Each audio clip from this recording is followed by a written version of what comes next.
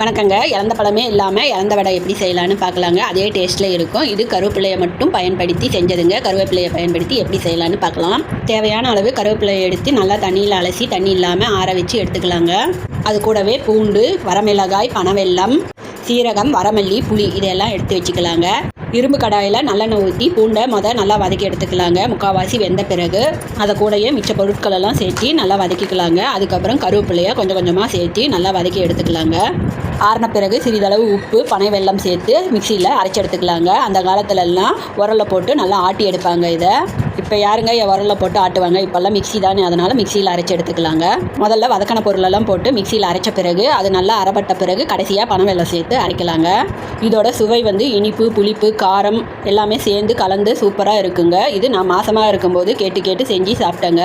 இதோட பிரண்டையை சேர்த்து ஒரு தடவை செஞ்சு வீடியோ போட்டிருக்கேங்க. கருவேப்பிலை, பனவெல்லம் சேர்த்த இலந்த வடை ரொம்ப ஆரோக்கியமானதுங்க. இது உங்களுக்கு பிடிச்சிருந்தா ஒரு லைக் பண்ணுங்கள். உங்கள் ஆரோக்கியம் உங்கள் கையில்.